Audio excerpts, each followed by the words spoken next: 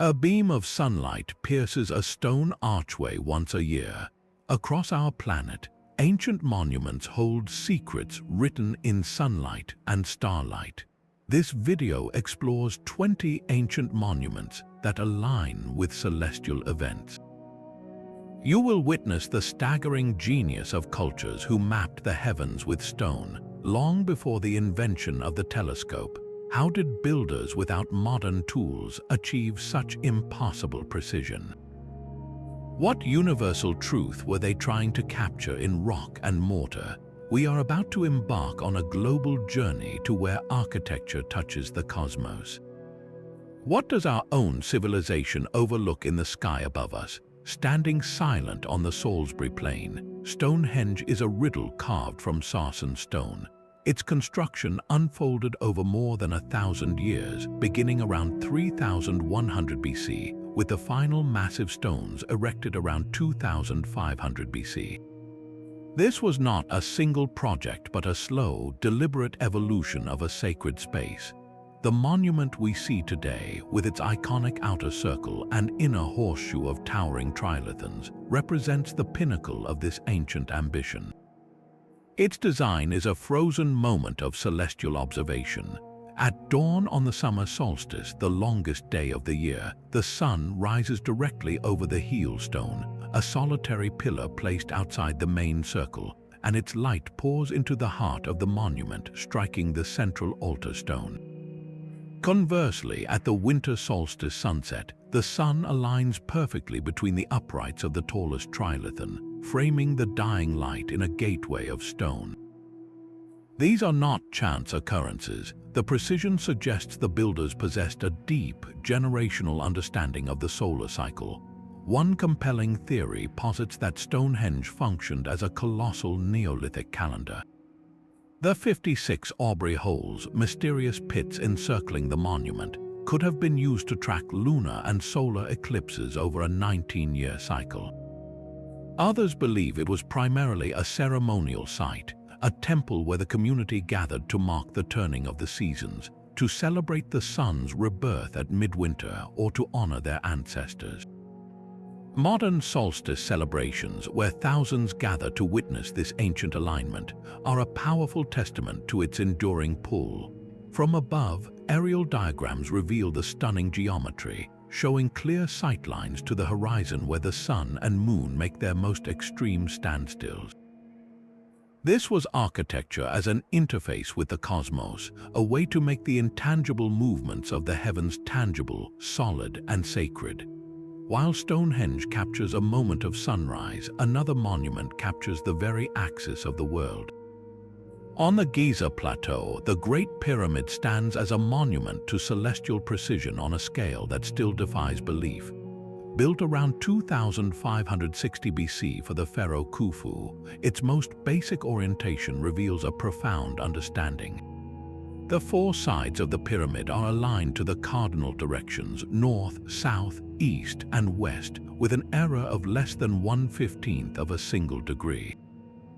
To put that in perspective, that is like aiming at a target a mile away and missing by less than the width of a coin. How ancient engineers achieved this without magnetic compasses remains one of Egyptology's great technical puzzles. Some theories suggest they used the circumpolar stars, tracking their arc across the night sky to find true north.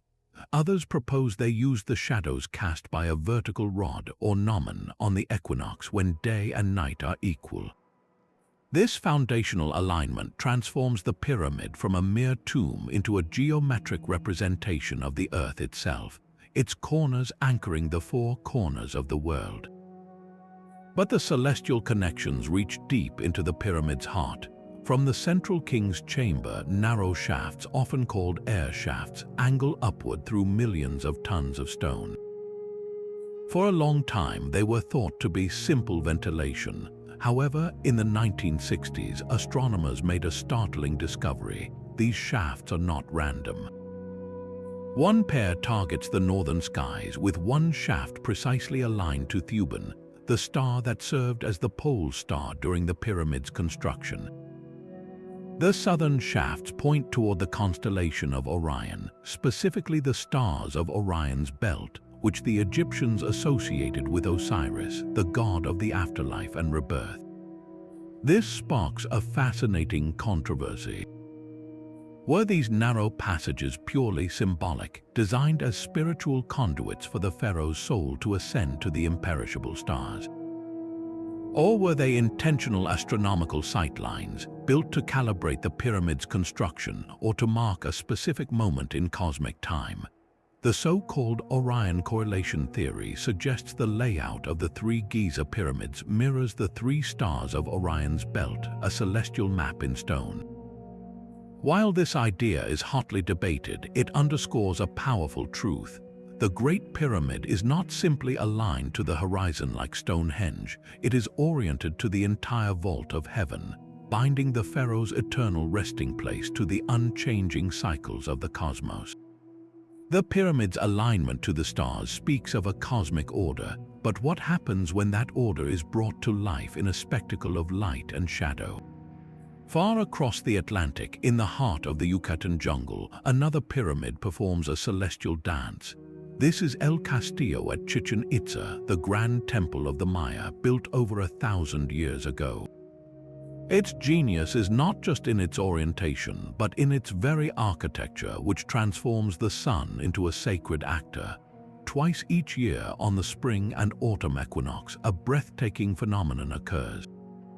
As the sun sets, the stepped corners of the pyramid cast a series of triangular shadows down the balustrade of the northern staircase.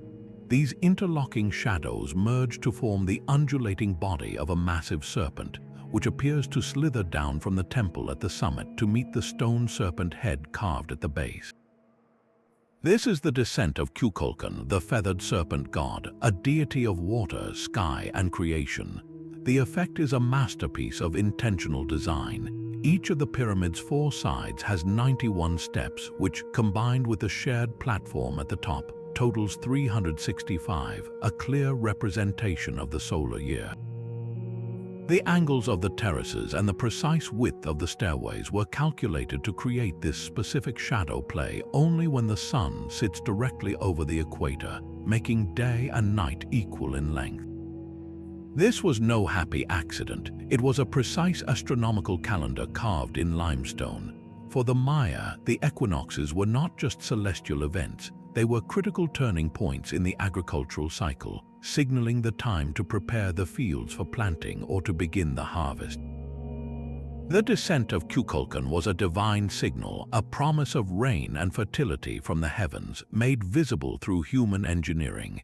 Visualize the scene, the plaza filled with ancient observers, watching as the shadow serpent uncoils in perfect time with the setting sun. A moment where architecture, astronomy, and faith converged into a single, undeniable truth. This was a calendar you could walk upon, a god you could see move. It raises a compelling question: if they could engineer light with such theatrical precision, what other cosmic secrets were they tracking from their jungle observatories? Long before the stones of Stonehenge were raised, another monument was already waiting for the sun. In the rolling green hills of Ireland's Boyne Valley, Newgrange sits as a silent, grass-covered mound. Built around 3200 BC, this passage tomb is over 500 years older than the Great Pyramid of Giza. From the outside, it appears as a large, circular hill, but its true secret lies within, and it is only revealed for a few precious minutes once a year. The entrance is guarded by a massive, intricately carved curbstone, but just above it is a small, rectangular opening called the roof box. This is not a door for people, it is a window for sunlight.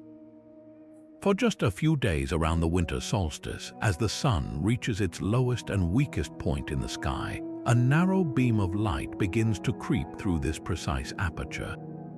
At sunrise on the solstice itself, this golden beam travels down a long, narrow passageway over 60 feet into the heart of the mound. It illuminates the central chamber, a cross-shaped room with 3 side recesses, for approximately 17 minutes before retreating back into darkness. The effect is nothing short of magical. After a year of perpetual gloom, the deepest chamber is suddenly, dramatically bathed in warm light. For the Neolithic farmers who built it, this was the ultimate symbol of hope and rebirth. The winter solstice marked the sun's turning point, the moment the dying light of the old year began its slow return, promising the rebirth of spring and the survival of the community. To architecturally capture this single, specific event required staggering foresight and engineering. The builders had to calculate the exact angle of the midwinter sunrise, then construct a passage perfectly aligned to it, ensuring the beam would travel its entire length without obstruction. They designed the roof box with a sliding stone slab, likely to fine-tune the alignment or perhaps to symbolically open and close this portal to the other world.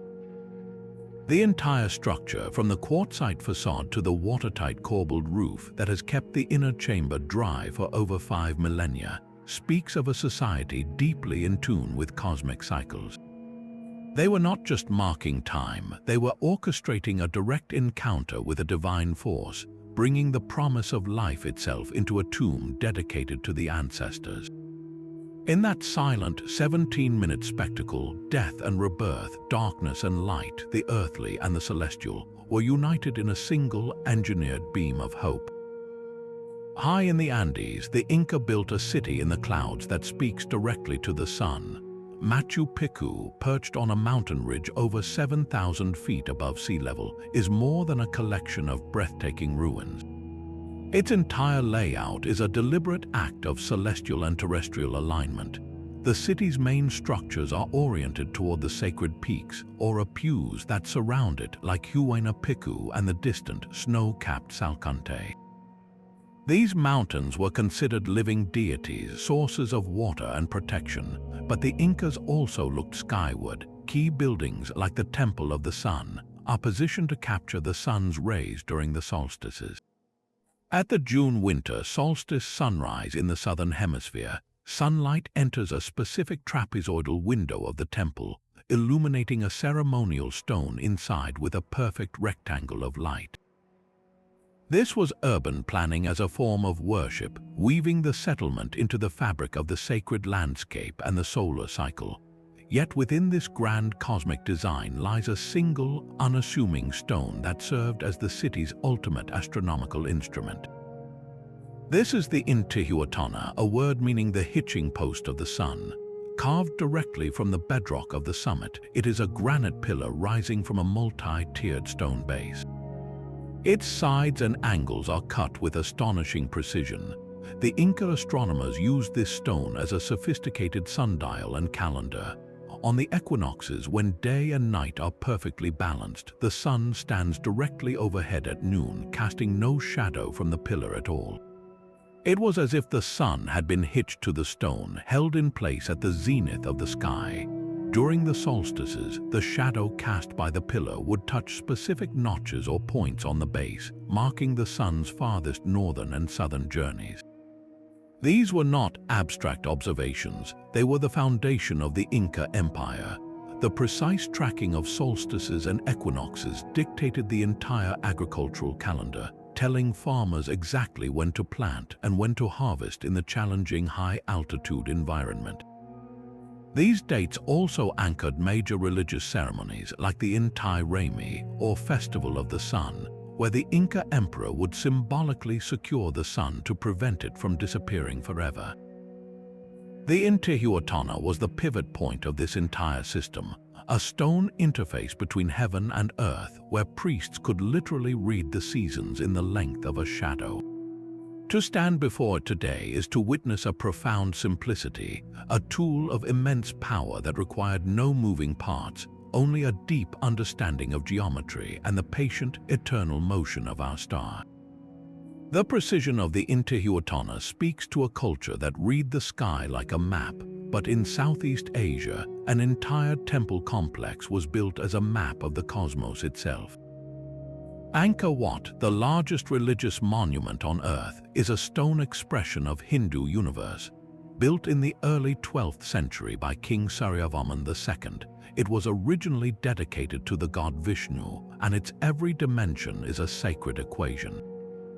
The entire temple is oriented precisely to the west, a highly unusual choice for a Hindu temple, which typically faces east. This was not an error, but a deliberate alignment for a specific celestial event. From the main western entrance, along a long causeway over a vast moat, the view frames the central sanctuary and its 5 iconic lotus bud towers. On the morning of the spring equinox, an observer standing at this western gate witnesses a phenomenon of profound symmetry.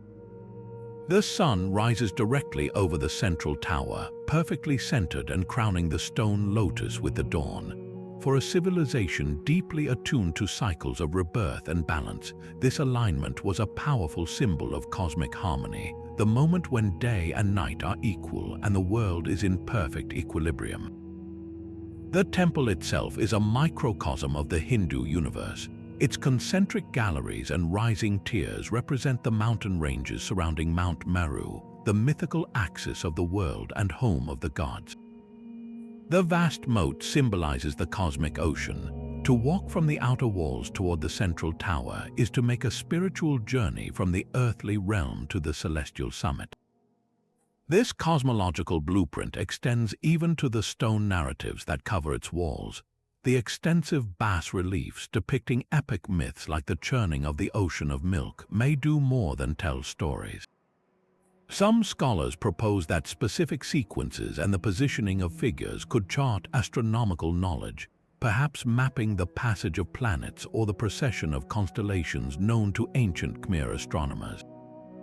Visualize a drone shot on that equinox morning, soaring from the western gate as the first golden light breaks the horizon, the sun's disk kissing the pinnacle of the central tower before climbing into the sky. It is a moment where architecture captures a fleeting celestial truth, turning a temple into a timeless clock and a compass, all pointing toward a divine order written in the stars and the rising sun. From the cosmic map of Angkor Wat, we travel to the eastern coast of India, where a temple was built not just to honor the sun, but to become its earthly chariot. The Sun Temple at Karnak is a monument of staggering ambition, conceived as a colossal stone representation of the chariot of Surya, the Hindu sun god. Built in the 13th century, its entire structure is a functioning cosmic diagram. The temple rests on a massive platform carved with 12 pairs of intricately detailed wheels, each over 10 feet in diameter. These 24 wheels are not mere decoration, they are a stone calendar. They symbolize the 24 hours of the day, with each wheel's 8 major spokes representing the 3-hour periods or prahars of the traditional Hindu day. Pulling this immense celestial chariot are 7 mighty stone horses, straining forward with dynamic energy. They represent the 7 days of the week, the relentless forward charge of time itself. Every architectural element was a deliberate piece of a grand symbolic system, a microcosm of the solar system and the cycles that govern life. The temple's main sanctum, now partially collapsed, was designed with breathtaking precision to interact with the sun it celebrated. The primary entrance, facing east, was engineered to capture the very first rays of the rising sun. At dawn, a beam of light would travel through this perfectly aligned doorway, cross the darkened hall, and illuminate the statue of the sun god enshrined within. This daily event transformed architecture into a ritual, a moment where the divine was made manifest through light and geometry. The entire temple complex was oriented so that the sun's rays would also fall on specific wheels and carvings at different times of the day and year, turning the stone facade into a giant, intricate sundial. Today, even in its majestic ruin, Carnac stands as an UNESCO World Heritage Site, a testament to the architectural, astronomical, and artistic genius of its creators. Its towering spires, erotic sculptures, and thousands of relief carvings depicting daily life, mythical battles, and celestial beings speak of a culture that saw no separation between the sacred and the cosmic, between art and science. To walk among its ruins is to wander through a frozen idea, the idea that a building could capture the very essence of time and motion, a chariot forever waiting for the dawn. The sun chariot of Carnac was built for motion, but in Rome, a temple was built to capture the sky itself.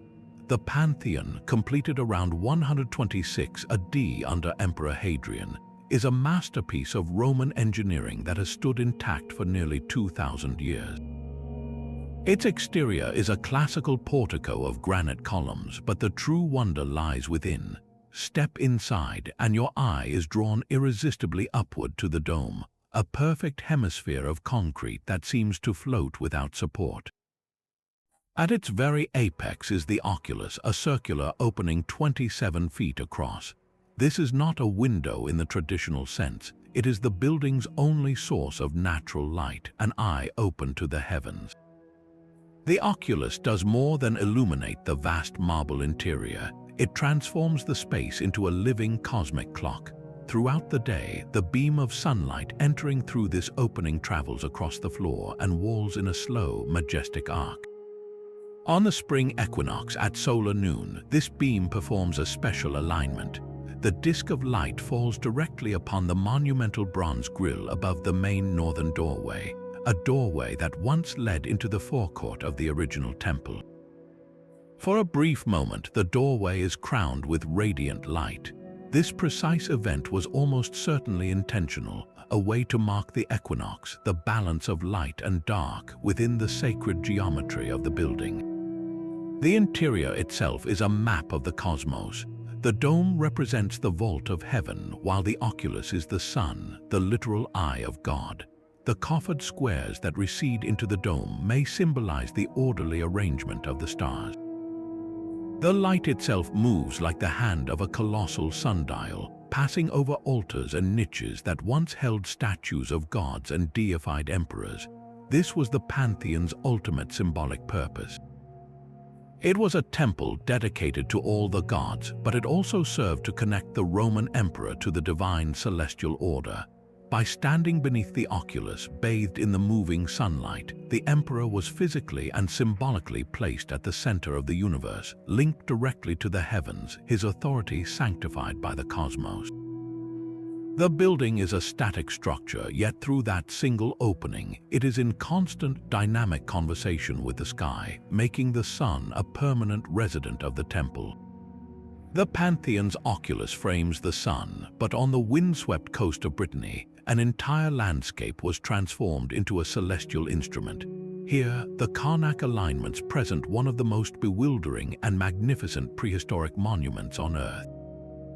Stretching for miles across the countryside are over 3,000 standing stones, meticulously arranged in long, parallel rows. Walking among them is like wandering through a petrified army, a silent forest of granite erected over 6,000 years ago. The scale is almost incomprehensible, and its purpose has sparked debate for centuries. One compelling theory suggests these are not random placements, but the components of a vast astronomical calculator. Researchers have noted that the alignments, particularly the massive stones of the Camarillo section, seem to point toward the horizon where the moon makes its most extreme risings and settings during its major standstill, an event that occurs only every 18.6 years.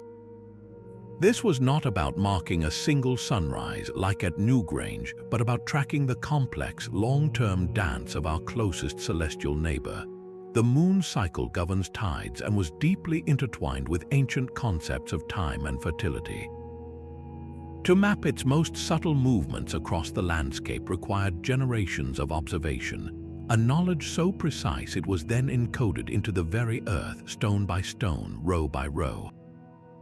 The Carnac stones may have been a permanent observatory, a fixed reference grid against which the shifting lunar sky could be measured and understood. But to fully grasp the ambition of these builders, you must look to a single, fallen giant just a few miles away. This is the Grand Menhir Brisset, the Great Broken Menhir. Once, it stood as the largest known standing stone in Europe, a single colossal pillar of granite weighing nearly 300 tons and towering over 65 feet high. Today, it lies shattered in 4 enormous pieces. Its location is not random. When intact, its silhouette would have been visible from key vantage points across the region, including from the Carnac alignments themselves. This leads to a fascinating hypothesis. The Grand Men here may have served as a distant foresight, a giant back sight for lunar observations. Imagine an observer standing at a specific point among the Carnac rows, sighting over a local stone to line up the tip of the distant Grand Men here with a point on the horizon where the moon would rise or set during a major standstill. The fallen giant was not part of an alignment, but a monumental surveying marker, a fixed point in a vast, open-air observatory spanning kilometers. Together, these sites reveal a Neolithic Europe with a sophisticated and patient understanding of the cosmos. They were not merely marking celestial events, they were building a permanent, stone-based science to predict them, turning an entire region into a testament to humanity's timeless urge to measure the heavens. While the Carnac stones mapped the patient moon, the ancient Egyptians orchestrated a yearly spectacle where architecture, ritual, and the sun became one. The Temple of Karnak is not a single building, but a vast city of stone, a complex that grew for over 2,000 years. Its central axis, running from the main sanctuary westward to the Nile, is a deliberate solar highway. This alignment was the stage for the magnificent festival of Opet, the most important celebration in Thebes. Each year, during the Nile's annual flood, the statues of the gods Ammon, his consort Mut, and their son Khonsu were placed in ceremonial barks or boats and carried by priests from the dark inner sanctum of Karnak. They traveled along a 2-mile-long avenue of sphinxes, a processional path aligned directly with the river and the setting sun to the Luxor temple. This journey symbolized the divine marriage of Amun-Ra, the king of the gods, which rejuvenated his creative power and, by extension, the fertility of the land and the authority of the pharaoh. The entire festival was a cosmic reset button, timed by the flooding of the Nile and the sun's position, ensuring the world's renewal. But the solar alignments are woven into the very stone of Karnak itself. The Great Hypostyle Hall, a forest of 134 massive columns, is precisely oriented. On the winter solstice, the sun rises directly along the hall's main east-west axis. As dawn breaks, sunlight floods down the central aisle between the towering columns, illuminating the path that only the pharaoh and high priests could walk, connecting the outer world to the inner Holy of Holies. Specific gateways, like the pylon of Thutmose III, are also aligned to catch the sun on key dates, turning stone thresholds into frames of golden light. These were not architectural accidents, they were permanent affirmations of a sacred contract. Every beam of light that pierced the dim interior was a visible thread connecting the pharaoh, who was believed to be the son of Amun-Ra, directly to his celestial father. The temple was a machine for generating and displaying divine power, using the sun as its ultimate source of energy and proof. To walk its axis during the solstice is to tread a path of stone that is also a ray of sunlight, a literal and symbolic bridge between earth and the sky. The stone calendars of Egypt and Brittany speak of generations of observation, but on a small Mediterranean island, a temple complex reveals an even more ancient grasp of the sky. The Mnajdra temples on Malta are a cluster of prehistoric structures built over 5,000 years ago, making them among the oldest free-standing stone buildings in the world. They predate Stonehenge, they predate the pyramids, and their celestial alignments are etched with a clarity that still astonishes. The most sophisticated of these is the Lower Temple, a cloverleaf-shaped complex of corbelled chambers and massive stone slabs. Its entire design is a precise solar instrument. The main axis of the temple is oriented so that on the spring and autumn equinoxes, the first rays of the rising sun pass directly through the doorway and travel down the central corridor, illuminating the main altar stone deep within the sanctuary. This alignment marks the balance of the year with perfect geometric intent, but the builders did not stop there. They engineered separate alignments for the solstices as well. On the summer solstice, a distinct slab to the left of the main entrance is designed to frame the sunrise, while on the winter solstice, the sun's rays enter through a different aperture and strike a specific niche on the right-hand side of the central chamber. This means a single temple complex accurately marked the four most critical solar events of the year, the two equinoxes and the two solstices, each with its own dedicated architectural feature. The sophistication is breathtaking, suggesting a society that had not only observed the solar cycle for centuries, but had also mastered the stonemasonry to build a permanent, multi-functional calendar. Yet the deepest mystery of Mnajdra might be found in its smallest details. Scattered across some of the temple's limestone slabs are carefully drilled holes known as star holes. These are not random pockmarks. Each is a smooth, cylindrical bore about the width of a finger, angled deliberately toward the sky. Their purpose remains one of archaeology's great puzzles. The most compelling theory is that they were used for stellar observation. A priest or astronomer could insert a wooden or bone sighting rod into a hole, then peer along it to pinpoint a specific star on the horizon just before dawn or after dusk. Some researchers propose these holes were aligned to bright stars like Sirius, the brightest star in our night sky, or Vega. Tracking the heliacal rising of Sirius, its first appearance just before sunrise after a period of invisibility, was crucial for ancient cultures from Egypt to the Mediterranean, as it often heralded the flooding of the Nile or the change of seasons. Could the temple builders of Malta, a seafaring people, have been tracking the same celestial beacon? The star holes offer no definitive answers, only tantalizing possibilities. They hint at a knowledge that extended beyond the sun and moon, reaching for the fixed stars themselves. In the silent, sun-drenched ruins of Mnajdra, we find not just a solar calendar, but the potential blueprint of a Neolithic observatory, where every stone and every drilled hole was a sentence in a lost language of the stars. The star holes of Malta hint at a knowledge of the fixed stars, a celestial map written in stone. That same knowledge was etched into the high plains of North America, where the sky is a vast, unobstructed dome. On a remote Wyoming mountaintop, over 10,000 feet above sea level, sits the Big Horn Medicine Wheel. This is not a wheel of wood, but of stone, a circle of local white limestone roughly 80 feet across. From its central cairn, 28 spokes radiate outward like the rays of the sun, connecting to an outer ring. At irregular intervals around the circle, 6 larger stone cairns are carefully placed. To the untrained eye, it is a mysterious pattern on a windswept ridge.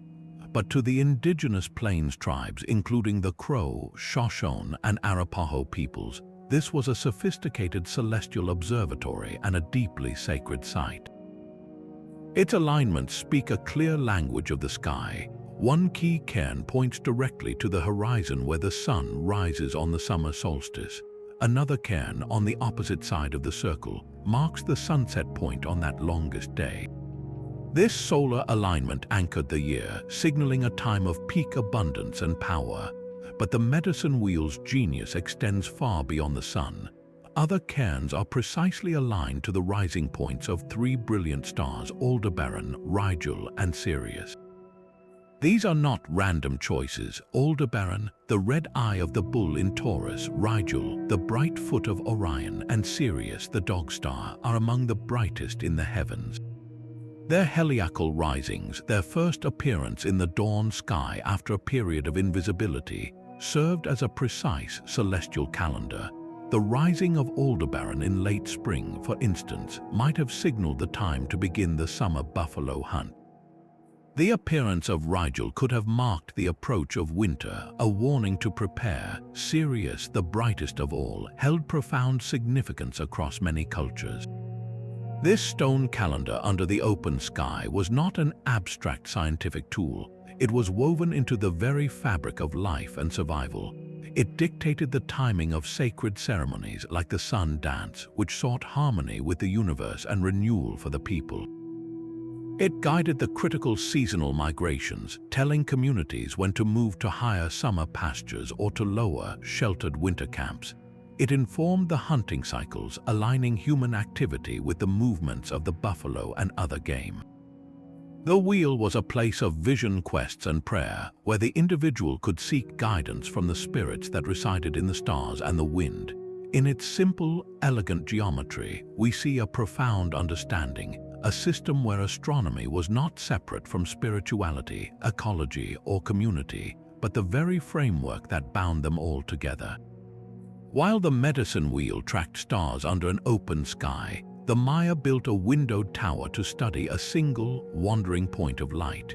Within the same city that hosts the serpent-shadowed pyramid of El Castillo stands a far stranger structure, the Caracol. Its name means the snail, a reference to the spiral staircase that winds inside its central tower.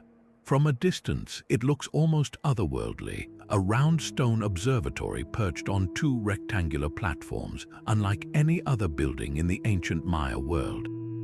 This unique circular form was not an aesthetic choice, it was a functional one designed for one primary purpose: to track the complex movements of the planet Venus.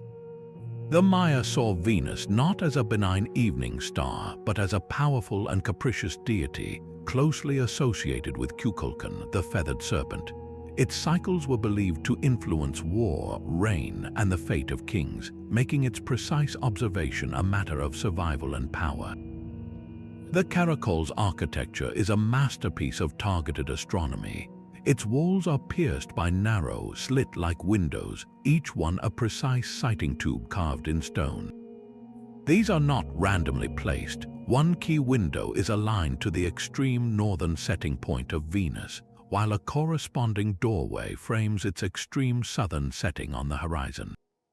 Another slit captures the sunset on the spring equinox. This meant that Maya astronomers, standing in the darkened interior, could watch as the brilliant light of Venus appeared to sink into the jungle, perfectly framed by these stone apertures on specific, predictable nights.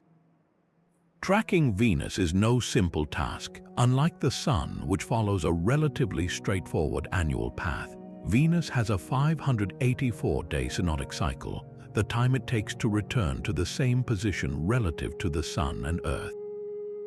This cycle includes periods as the morning star and the evening star, separated by intervals of invisibility. The Maya not only mapped this entire complex dance, they encoded it into a sacred calendar that interlocked with their solar calendar. Their Venusian calendar was precise to within 2 hours over 500 years, an astonishing feat of long-term observation. This knowledge was brutally practical. The Maya believed the first appearance of Venus as the morning star was an auspicious, if dangerous, time to commence warfare. Kings would plan military campaigns to coincide with specific phases of the Venus cycle, believing the god's influence would grant them victory. Conversely, its movements also guided agriculture, as the heliacal rising of Venus often correlated with the start of the rainy season in the Yucatan. The Caracol was the instrument that made this possible. It transformed an elusive celestial body into a predictable clockwork god, its light captured and measured by a silent stone machine. In this round tower, astronomy was statecraft, and the ability to read the sky was the ultimate source of a king's authority. Deep in the German countryside, a pattern in a wheat field revealed a secret older than Stonehenge. The Goseck Circle, discovered in 1991 through aerial photography, is a Neolithic solar observatory dating back nearly 7,000 years. What appeared from the ground as faint discolorations in the crops was, from above, a perfect geometric design. Excavation uncovered a site of stunning simplicity and purpose, a series of concentric circular ditches and earthen banks, once topped with a wooden palisade fence. Its diameter is roughly 246 feet, and it has 3 gates, one to the southeast, one to the southwest, and one due north. These gates are not random. The 2 southern gates frame the rising and setting sun on the winter solstice with astonishing accuracy. on the shortest day of the year, an observer standing at the center of the circle would see the sun rise through the southeastern gate, trace a low, shallow arc across the sky, and then set through the southwestern gate. This precise alignment transforms the site from a simple enclosure into a calibrated instrument. It is one of the oldest known structures built specifically to track a celestial event, predating many of the world's famous megaliths by over 2,000 years. The Goseck Circle is a powerful testament to the astronomical knowledge of early Central European farming societies. These were the people of the stroke-ornamented ware culture, living in a world without metal, yet they possessed a deep, communal understanding of the solar cycle. Their survival depended on knowing the precise turning point of winter, the moment the sun began its slow return, promising the rebirth of spring and the success of future crops. The circle was likely a place of profound ritual. The remains of animal and human bones found in the ditches suggest ceremonies, perhaps offerings to ensure the sun's return or to celebrate its symbolic victory over darkness. The single northern gate, which aligns with the meridian, may have been used for observations of the North Star or other circumpolar stars, hinting at a knowledge that extended beyond the sun. This was not a temple for a privileged few, but a communal solar calendar, a gathering place where an entire community could witness the cosmic promise of renewal together.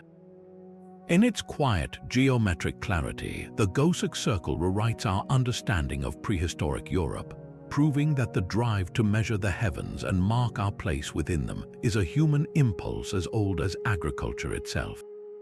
The Goseck Circle marked the sun's return for an entire community, but one pharaoh designed a monument where the sun would honor him alone. Carved directly into a cliff face along the Nile in southern Egypt, the great temple of Abu Simbel is a monument to the ego and celestial ambition of Ramses II. Built in the 13th century BC, its facade is dominated by 4 colossal seated statues of the pharaoh himself, each over 65 feet tall, staring eternally across the river. This was more than a temple, it was a statement of divine kingship carved in stone, and its deepest secret lay hidden within the mountain. The temple extends over 200 feet back into the rock, culminating in a sacred inner sanctuary. Here, seated in the gloom, are statues of 4 deities, Ptah the god of darkness and the underworld, Ammon the king of the gods, the deified Ramses himself, and Ra-Horakhti, a fusion of the sun gods Ra and Horus. For most of the year, this chamber remains in perpetual shadow, but the ancient engineers designed a spectacular solar alignment. Twice annually, on February 22nd and October 22nd, the rising sun would fire a beam of light down the entire length of the temple's axis. This ray would travel through the entrance, cross the great hall with its pillars carved as standing pharaohs, and penetrate the innermost sanctuary. For approximately 20 minutes, it would illuminate 3 of the 4 statues, bathing Ammon, Ra-Horakhti, and the statue of Ramses in brilliant golden light. The 4th statue, Ptah, the god associated with darkness, remained deliberately, mysteriously in shadow. The chosen dates are believed to correspond to Ramses's coronation and his birthday, effectively linking the pharaoh's earthly reign to the solar cycle in a public, annual display of divine favor. He was not just a king, he was a being illuminated by the same force that lit the gods. This precise alignment stood as a miracle of engineering for over 3,200 years. Then, in the 1960s, the entire temple faced an unthinkable threat. The construction of the Aswan High Dam was set to create a massive lake that would completely submerge Abu Simbel and other priceless monuments. In response, UNESCO launched one of the most ambitious archaeological rescue missions in history. An international team of engineers and scientists undertook the staggering task of cutting the entire temple complex, both the Great Temple and the smaller Temple of Hathor nearby, into more than 1,000 blocks, each weighing up to 30 tons. They were then meticulously moved to a new site 65 meters higher and 200 meters back from the river, and reassembled like the world's most precious jigsaw puzzle. The paramount challenge was preserving the celestial alignment that was the temple's soul. Using advanced surveying and astronomical calculations, the team succeeded. Today, at the relocated site, the sun still pierces the sanctuary on those two sacred dates, though with a slight shift to October 21st and February 21st. The survival of this alignment is a triumph, a testament not only to ancient genius but to modern humanity's commitment to preserving a dialogue with the cosmos that was set in stone over 3 millennia ago. Ramses orchestrated his own solar rebirth, but in the highlands of Mexico, an entire city was laid out as a reflection of the cosmos. Teotihuacan, the city of the gods, was one of the largest and most influential urban centers in the ancient world, yet no one knows for certain who built it. Its two colossal pyramids, the Pyramid of the Sun and the Pyramid of the Moon, anchor the vast Avenue of the Dead, a central artery running for more than a mile through the heart of the metropolis. This grand layout is far more than urban planning. It is a deliberate act of astronomical alignment. Stand atop the massive Pyramid of the Sun, the third largest pyramid in the world, on two specific days of the year, May 19th and July 25th. As the sun descends toward the western horizon, a breathtaking sight unfolds. The solar disk sinks directly behind the apex of the Pyramid of the Moon, perfectly centered, as if the smaller pyramid is a pedestal for the setting star. This precise alignment bisects the Avenue of the Dead, framing the entire city in a moment of celestial geometry. These dates were not random. They marked critical points in the Mesoamerican agricultural cycle, the zenith passage of the sun overhead and the beginning of the rainy season.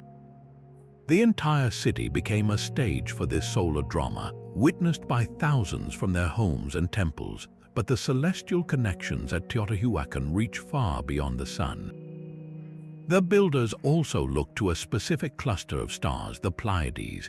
In Mesoamerican mythology, this tight grouping of stars, often called the Seven Sisters, held profound significance.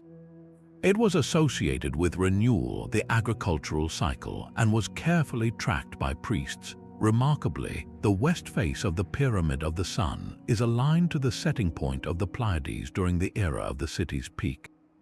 Furthermore, the entire grid of Teotihuacan, with its precise 15.5-degree east of north orientation, may have been determined by this star cluster. Some researchers propose that the city's major structures mirror the pattern of the Pleiades on the ground, creating a terrestrial map of this celestial family. This idea extends to an even more staggering hypothesis that the layout of Teotihuacan's major monuments is a scale model of our solar system. If you take the Pyramid of the Sun as representing our sun, the distances to other key structures along the Avenue of the Dead correspond with startling accuracy to the relative orbital distances of the planets, from Mercury out to Saturn, which was the farthest planet known to ancient astronomers. Whether this is a deliberate map or a cosmic coincidence is fiercely debated, but the underlying principle is clear.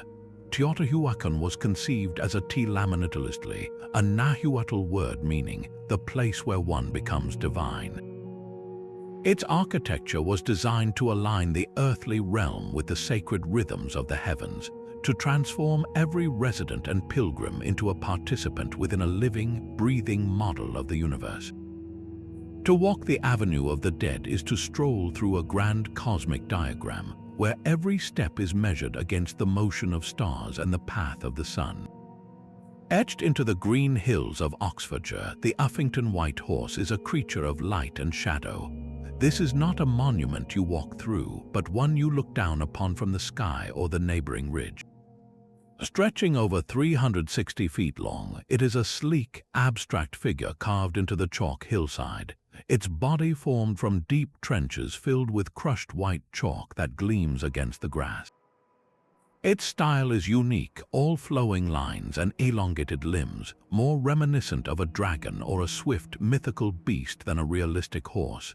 This very abstraction is the heart of its mystery. While its name suggests a horse, local legend has long whispered of a different identity. They call this the Dragon Hill, and the figure below is said to be the slain dragon of legend, its blood poisoning the ground so that no grass grows on the chalk summit where it fell. This connection to a dragon, a creature often associated with chaos and the underworld in myth, opens a celestial possibility. Could this represent a constellation like Draco the dragon coiled across the northern sky? The alignment of its sinuous form does suggest a purpose beyond mere decoration. Some researchers propose that the horse's elongated shape and the specific axis of the hill on which it rests aligns with the sun's movement on the summer solstice. From a particular vantage point, the setting sun on the longest day may appear to slide along the creature's back or set in a direct line with its form, as if the horse is galloping alongside the sun itself. Dating this geoglyph is notoriously difficult.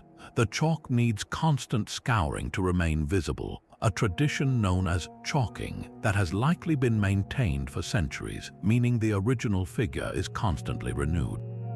Scientific methods suggest it is staggeringly old, possibly created in the late Bronze Age, around 3,000 years ago, making it contemporary with the later phases of Stonehenge. Its purpose was likely multifaceted. On one level, it was a powerful territorial marker, a symbol of a tribe or chieftain visible for miles, claiming the landscape. On another, deeper level, it was almost certainly a ritual site. The adjacent flat-topped Dragon Hill and the nearby Neolithic burial mound of Wayland's Smithy create a ritual complex. The act of maintaining the horse, a communal effort, would have reaffirmed social bonds and connection to the land. By sculpting a celestial symbol into the very earth, the creators bound their identity to the cycles above. They transformed a hillside into a giant altar where the sky itself performed the ceremony, with the sun or stars tracing the outline of their myth. It is a reminder that our ancient ancestors did not just build monuments to observe the heavens, they sometimes reshaped the earth to reflect them. Within the sprawling stone forest of Carnac, the obelisks rise like frozen sunbeams. These are not mere decorative pillars, they are perhaps the most audacious symbols of solar power ever conceived by the ancient Egyptians. Towering monoliths carved from a single block of red granite, they were capped with a pyramidion, a small pyramid sheathed in electrum, an alloy of gold and silver designed to blaze in the sunlight. To erect one was a statement of divine connection, a political triumph, and an astronomical act all in one. The most famous of these belong to the female pharaoh Hatshepsut, who ruled in the 15th century BC. She commissioned two magnificent obelisks for the temple, one of which still stands today, reaching nearly 100 feet into the Egyptian sky. Its positioning was meticulously calculated. On key dates like the solstices or equinoxes, the shadow cast by this colossal needle would trace a specific, meaningful path across the temple precinct. It functioned as a giant, immovable sundial, its moving shadow marking sacred hours and seasons upon the earth, but its purpose was far greater than telling time. The obelisk was understood to be the petrified ray of the sun god Amun-Re, a physical conduit of his life-giving power anchored into the sacred ground of the temple. The electrum cap was meant to be the first point to catch the dawn light, igniting like a beacon to announce the sun's victory over darkness. For Hatshepsut, a woman ruling in a traditionally male role, this was a masterstroke of political and religious theater. By raising these solar symbols, she was publicly fusing her reign with the ultimate source of cosmic authority. She was demonstrating that she, too, could command the labor of the gods, quarrying and raising a sliver of the sun itself. The inscriptions on her obelisks make this claim explicit, stating she erected them as a monument to her father, Amun-Re, and that their tips could be seen from across the river, shining like the sun. Every obelisk in Karnak, from those of Thutmose III to Ramses II, repeated this celestial statement. They transformed the temple axis into a grove of stone light, where the sun's journey was not just observed through alignments, but was physically represented by monuments that touched the sky. In their silent, towering presence, the boundary between architecture and astronomy, between political power and divine light, dissolved completely.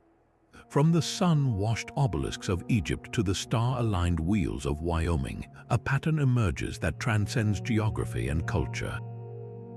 The 20 monuments we have explored, scattered across every inhabited continent, share a family resemblance in their cosmic conversations. The most universal thread is the relentless focus on the solstices and equinoxes. From Stonehenge's summer sunrise to Newgrange's midwinter beam, from the serpent shadow at Chichen Itza to the illuminated sanctuary at Abu Simbel, these 4 solar turning points were the anchors of the ancient world.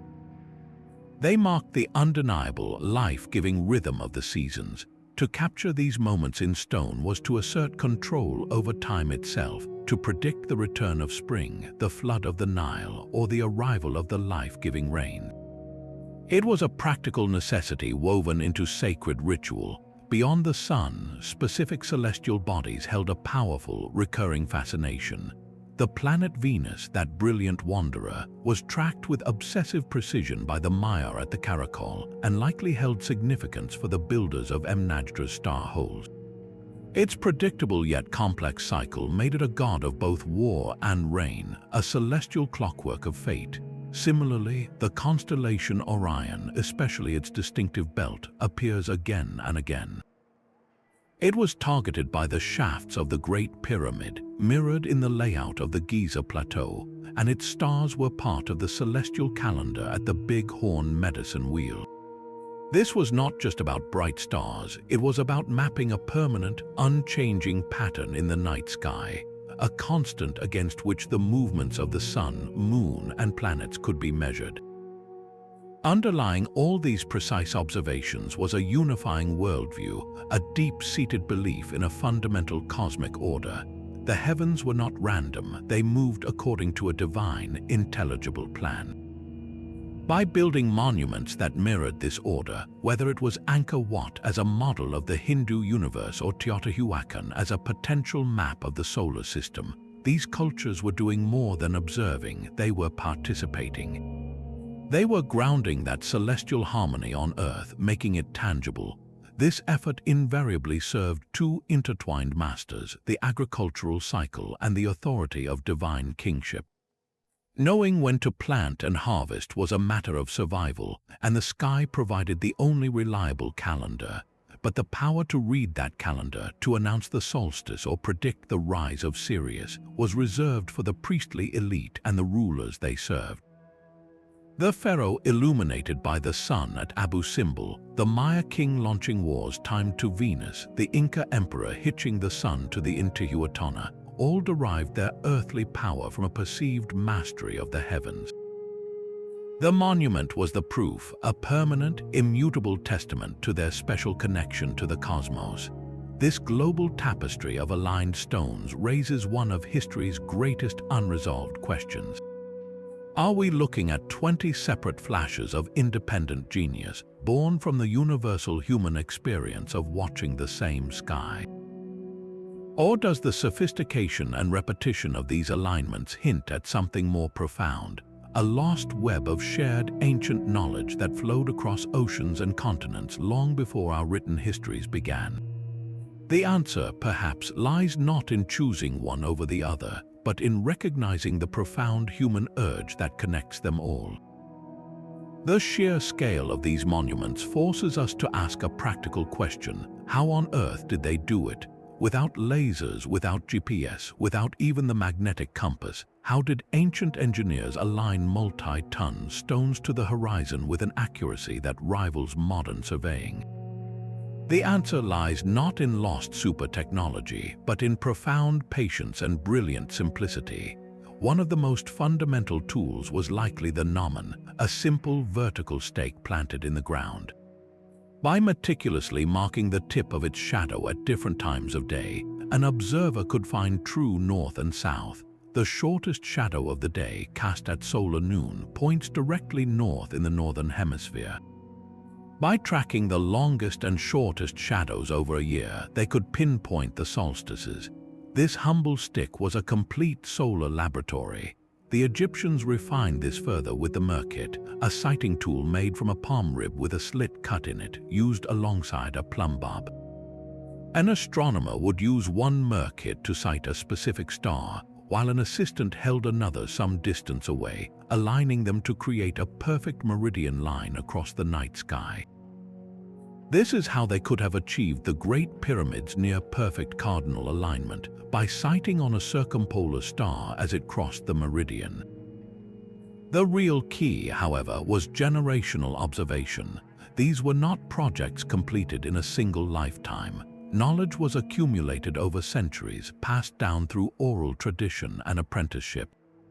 At a place like Carnac, you can envision generations of watchers placing a smaller stone, then a larger one, then a grand menhir, each one calibrating the position of the moon over an 18-year cycle. They used the landscape itself as a giant protractor, sighting across distant natural features like mountain notches or river bends to lock in an alignment before a single foundation stone was laid. The purpose behind this staggering effort is where theories diverge sharply. On one hand, the practical explanations are compelling and grounded in survival. A solstice marker is a farmer's calendar. Knowing the exact day winter begins to recede tells you when to prepare the fields. The helical rising of Sirius signaled the Nile flood. Venus's cycles dictated the timing of the rainy season in Mesoamerica. These were monuments to agricultural necessity, built to ensure the continuity of life itself. Yet other theories reach for the stars in a different way. Some propose these sites sit on mysterious energy lines or ley lines that channel terrestrial forces, and the celestial alignments simply map a hidden energetic grid of the Earth. More speculatively, concepts of ancient astronauts suggest the precision is too great for primitive humans, implying instruction from extraterrestrial visitors. While these ideas capture the imagination, they often overlook the true marvel, the human intellect. Whether the ultimate goal was to feed a city or commune with a god, the achievement is the same. A culture observed a complex pattern in the chaos of the sky, understood its mathematics, and then moved mountains to write that understanding in stone. That leap from observation to monumental execution is the real wonder, a testament to a universal human drive to find order in the cosmos and leave a permanent mark saying, "We were here and we understood." From the solstice markers of Stonehenge to the star-aligned wheels of Wyoming, this journey reveals a profound truth. Across continents and millennia, separated by oceans and language, ancient cultures were united by a single, unwavering act: they looked up. They saw not random points of light, but a grand, intelligible order, a celestial clockwork that governed life, death, and the turning of the seasons. Their response was not passive wonder, but active, monumental genius. They became architects of the sky, using stone, earth, and shadow to build a permanent conversation with the cosmos. These 20 monuments are more than ruins. They are testaments to a shared human impulse, a deep-seated need to find our place within the universe and to leave a marker proving we understood its rhythms. They speak of an ingenuity that transcends technology, born from patient observation over generations. They tell of a desire to find meaning, to connect the earthly realm with the divine, and to ensure the community's survival by literally grounding the heavens. In an age of artificial light and digital distraction, these silent stones invite us to reconnect with that primal gaze, to remember our own innate connection to the sun, the moon, and the stars. They challenge us to consider what universal truths our own civilization might be overlooking in its rush. So we turn the question to you: which of these celestial alignments left you most in awe? Was it the pinpoint beam of light in Newgrange's dark chamber, the serpent shadow slithering down El Castillo, or the pharaoh forever bathed in the sun's approval at Abu Simbel? Share your thoughts in the comments below, and if you enjoyed this journey through time and sky, subscribe for more explorations into the world's greatest historical mysteries.